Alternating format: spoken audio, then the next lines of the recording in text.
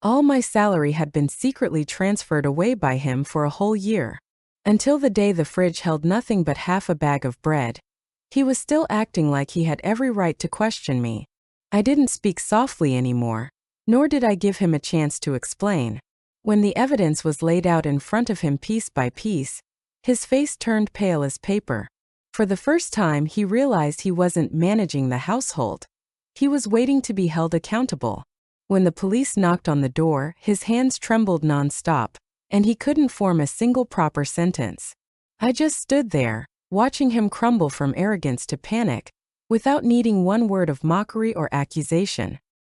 His remorse came too late, but his humiliation arrived right on time. A month earlier, the first thing my husband, Ethan Ross, said when he walked through the door was, "Where did you hide the money? Trying to embarrass me in front of my parents again, aren't you?" He slammed the door, the sound making the glasses in the living room tremble.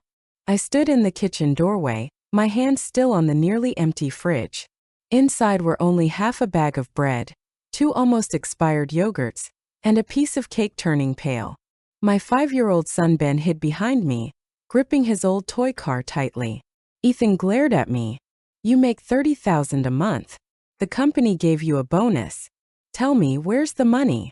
I didn't answer. Just then, my father Daniel Carter appeared at the entrance.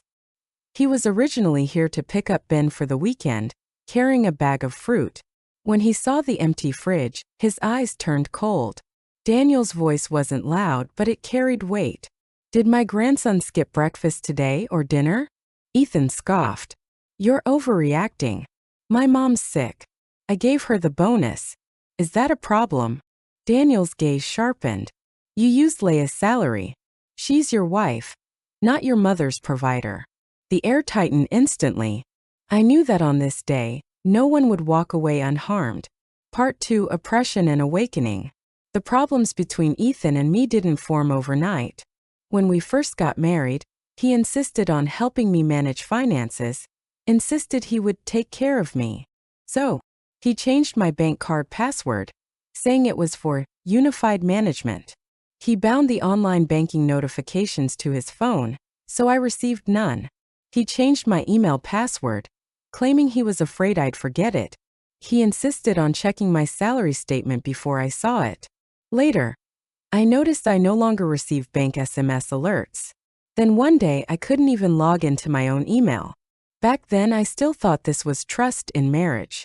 Until one night, I had a high fever and wanted to call a ride to the hospital, and found I didn't even have $50 in my phone balance. That was the first time I realized I had no control over my salary and no control over my life. But I was never incompetent.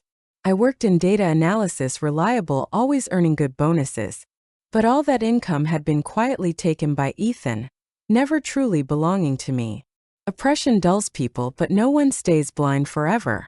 The emptiness of that fridge made every truth impossible to ignore. My father looked at me like he was seeing a daughter finally waking up. Daniel put down the fruit, his voice steady like stone. "Laya, stand behind me. From now on, you won't bear this alone." Part 3: Revenge, calm, precise, and practical. 1. Confrontation on the spot. Daniel walked to the fridge, opened it, looked, and said nothing. Ethan snapped. "So what if the fridge is empty? It's normal. We have money, we just didn't buy anything." Daniel closed the fridge, speaking calmly. "It was the same 3 days ago when I came." Ethan's smirk froze. Daniel took out his phone. I checked the bank transactions. The second card opened under Laya's identity is bound to an email that isn't hers, and the phone number ends in 7842. "Your number, correct." Ethan stiffened. Daniel's voice didn't shift. "The transfer IP came from your laptop. Time, amount, path, everything is here." Ethan's face went white. Daniel continued. "The police are on their way." Ethan jumped like he'd been stabbed. "Call the police? Are you insane? We're married. You're airing out our dirty laundry." Daniel's tone remained steady. "When you stole her salary, why didn't you think it was dirty laundry?" Minutes later, the police knocked and documented everything. The evidence was airtight. Ethan's mouth moved several times, but he couldn't form a full sentence. For the first time, real panic showed on his face. 2. Separating accounts, regaining control. The next day, Daniel drove me to the bank. The clerk asked, "Transfer everything to the new account?" I said, "Everything." My hand trembled when I signed, not from fear but release. Daniel patted my shoulder. "From today on, your salary belongs to you." That afternoon, I changed my email password, rebound my phone, and restored all notifications. Everything Ethan had taken control of returned to me one by one. That evening, Ethan came home face dark. "Your dad's stirring trouble. You'll lose me if you keep this up."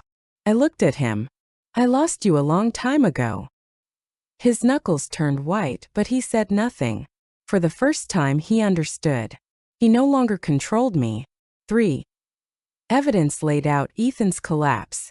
On the third day, Daniel brought another folder. 1 year of bank statements. Every transfer record Ethan made. Login traces. Device connection logs.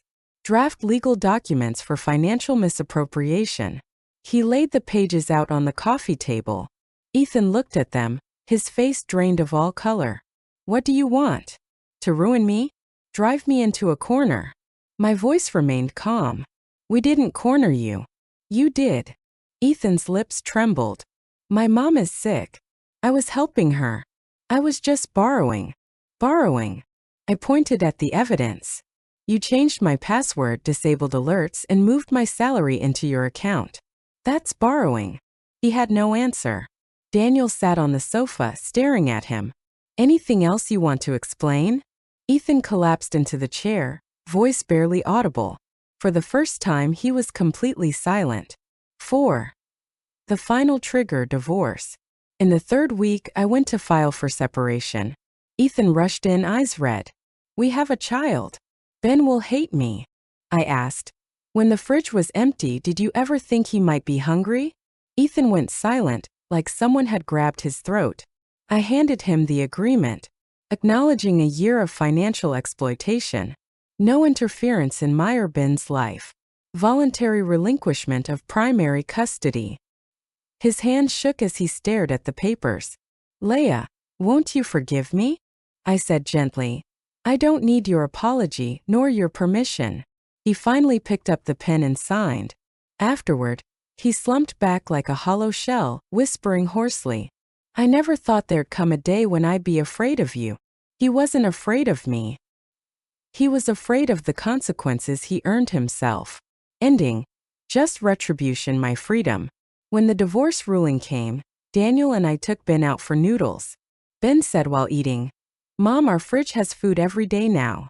Daniel patted his head. "That's because your mom is amazing." Back in the new apartment that night, I opened the fridge.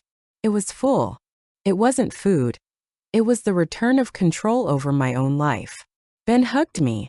"Mom, you're not going to cry anymore, right?" I held him. "No, I won't." The city lights reflected against the window, and my reflection looked steady, no longer afraid. My phone lit up with Ethan's final message. "I'm sorry. I admit everything." I glanced at it and deleted it. I didn't need anything from him anymore. I stood at the window and whispered to the city, "From today on, I am myself. Ben's mother. A woman who will never again let someone else decide her life." And Ethan's downfall wasn't caused by me, but by himself.